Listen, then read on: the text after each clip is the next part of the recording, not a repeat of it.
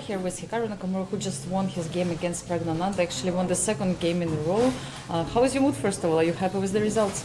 Yeah, I mean, obviously to win with black is very good. I mean, it's a very tough game, but I felt that unlike some of the other games, I kept my nerves together better today. I moved a little bit quicker, didn't get into the same time pressure, and I think I was very good at that, and that made a huge difference because I think Pragg at some point, I think it was between pressure and then feeling like he had to try and win, and he kind of lost the thread in the middle game. So I think I did a very good job of controlling just a little bit better than my opponent. Yeah, and you actually started from the very beginning to surprise him. I think for a long time after move 4 or 3. Yes. Do you think it was important for this game?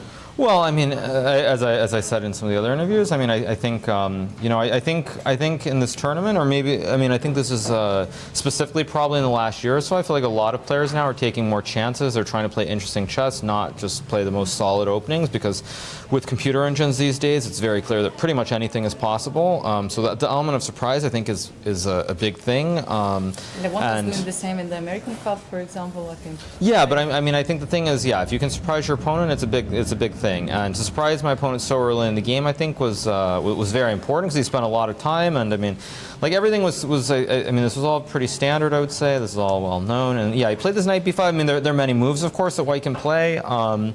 But he played this one. Also, I would say one of the good things is, I mean, I'd been waiting to use this for most of the tournament, so to finally use it today was very nice because it meant I didn't have to waste time looking at a lot of d4 stuff.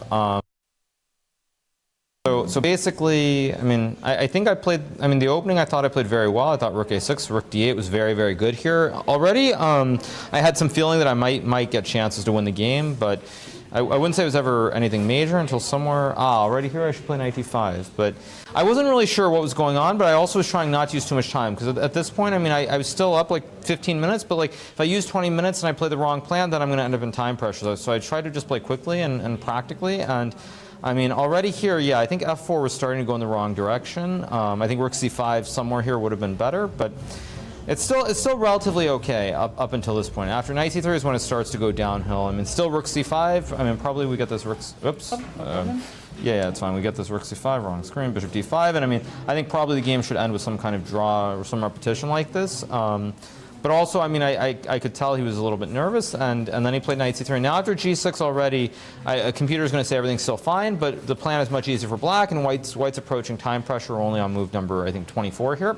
So with time pressure looming, I think from here on it just sort of starts going downhill. And once I get f5 now, it's very hard to play. I mean, I know, of course, the computer says some king e1 is still acceptable, but I mean, tried to find it yesterday in the game. Yeah, no, I mean, I thought all this is what I expected, but luckily everything just kind of works out for me after c5 with the rook swinging over to e6. And here you found that you should be like already winning. I mean, I wasn't sure if it's winning by force, but the pawn on a3 is weak. The king's in the middle of the board. I mean, you have 3 pawn islands, so I mean, technically it has to be very hard to defend. And he played this rook f4 move, which I think effectively loses.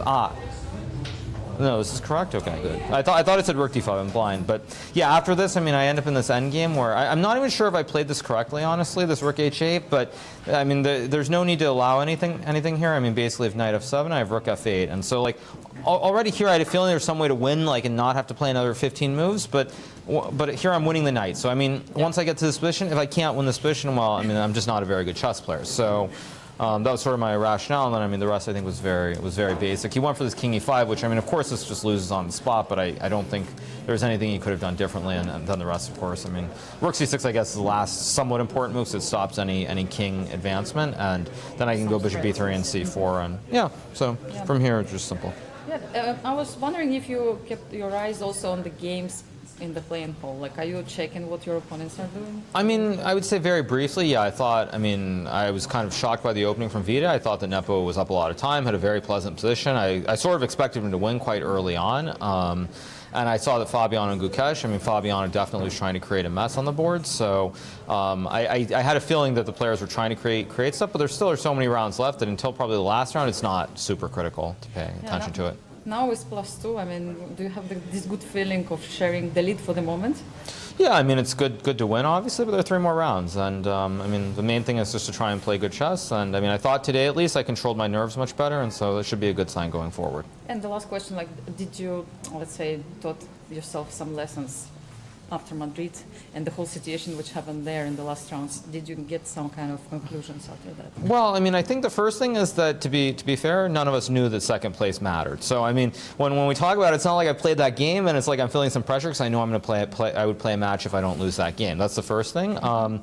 But mainly, as I said, I think in some other interviews, I mean, it wasn't even so much about pressure. It was more that I just had this feeling of I want the tournament over with. It was the same feeling I had actually in the American Cup when I played Wesley So last year. And of course, I think when I had that feeling, I promptly made a loss against him in an Armageddon or something in that final match. So it's just like I had this bad feeling, and the main thing is trying not to have that feeling like the job is complete or everything's done. So mainly it's just trying to not have any of these emotions and just play good chess and yeah, just keep everything going.